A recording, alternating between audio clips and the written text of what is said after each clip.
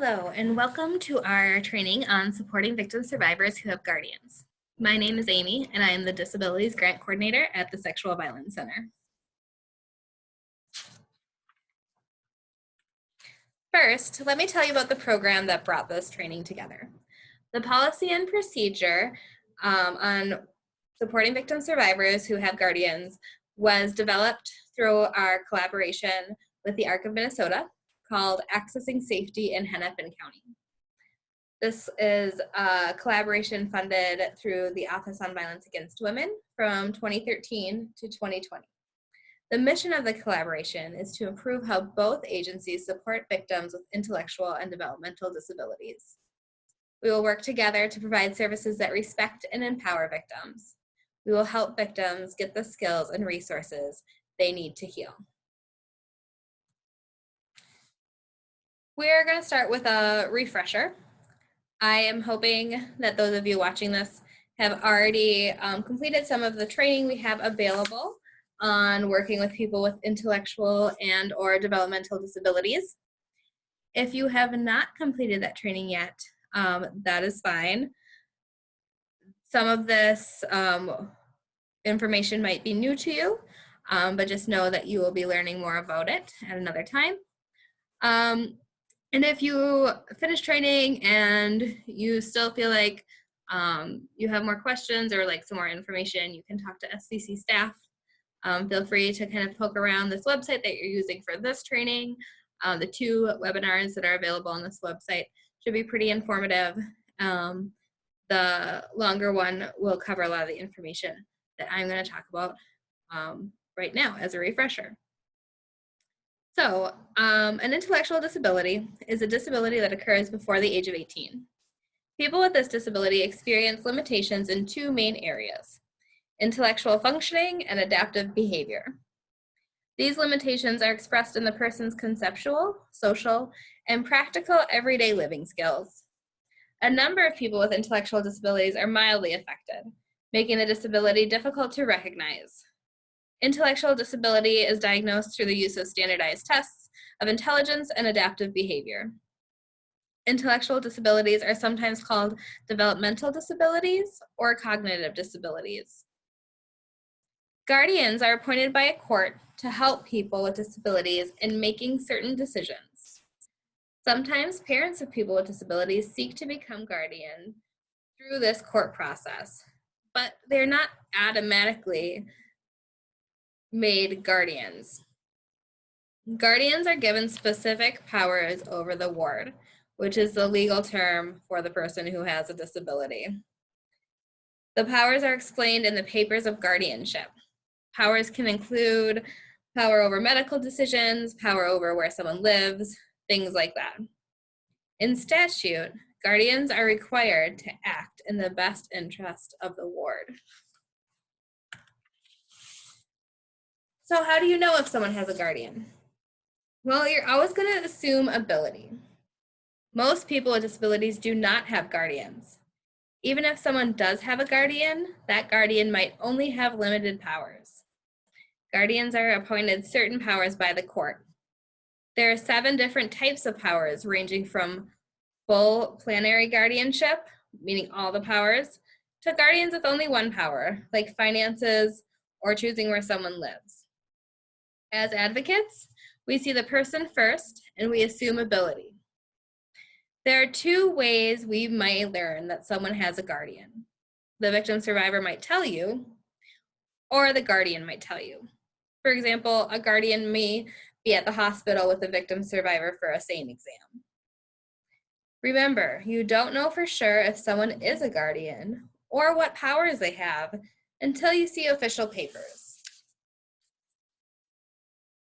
So what does this mean for advocacy? Your role stays the same. You are there to support and validate, offer options, and advocate for what the victim survivor wants.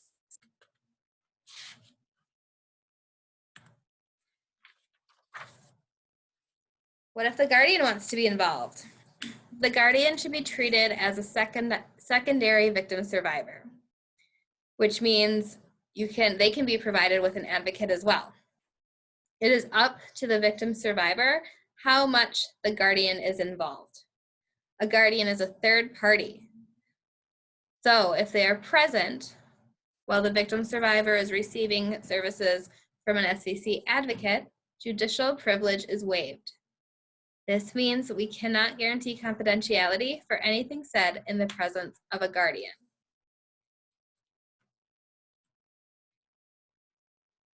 Just like any other victim survivor, we need a release of information to discuss a victim survivor with a third party when that victim survivor is not present.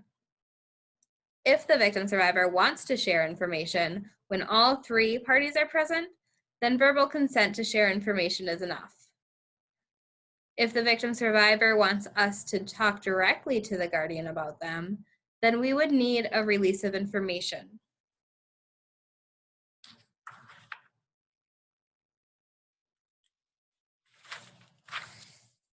SCC services do not require guardianship consent. The victim survivor is the one who consents to our services.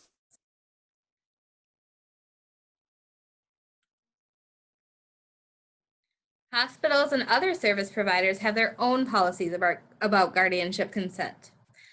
A hospital might require consent from guardians before an exam. As with any victim survivor, it is our role to tell people about their rights. It is a right of all victim survivors to have a free sexual assault exam. Remember, guardians are given specific powers. Only guardians with the power to make medical decisions would need to consent to an exam.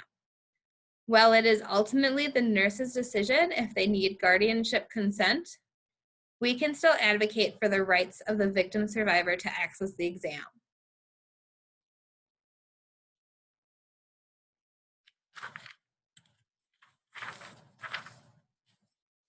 As you would with any victim survivor, advocate for the rights of the individual and question any service provider if they withhold rights that every victim survivor deserves. People with guardians retain all rights not specifically taken away in guardianship papers. The laws are not always clear about when a victim survivor gets to make decisions or what to do if the guardian is not supporting what the victim survivor wants. But we can always question service providers if they are allowing a guardian to make decisions that are against what the victim survivor wants.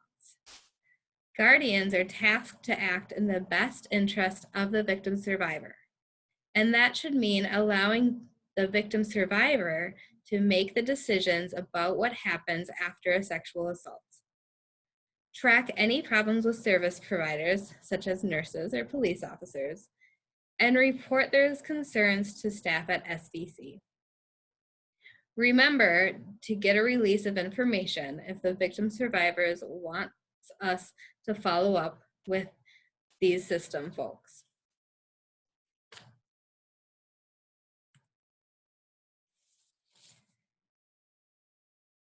I'm going to talk briefly about mandated reporters. We have an entire training on mandated reporters for adults with disabilities.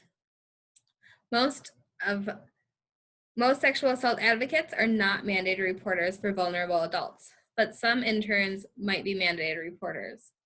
It is your responsibility to tell SCC if you have additional requirements.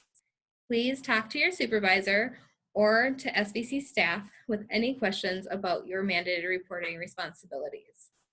Many other professionals are mandated to report for vulnerable adults. Advocate for informed consent. This means identifying potential mandated reporters and explaining when they might have to report and what happens if a mandated report is made.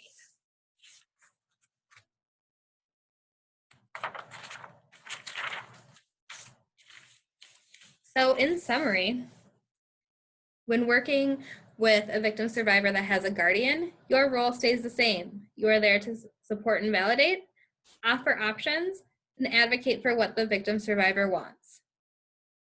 The victim survivor is always the one to consent to SCC services and to sign our paperwork. You will need a release of information to speak with the guardian about a victim survivor. If you have any questions, feel free to ask SBC staff. Again, this project, this policy, procedure, and training was supported by a grant through the Office on Violence Against Women.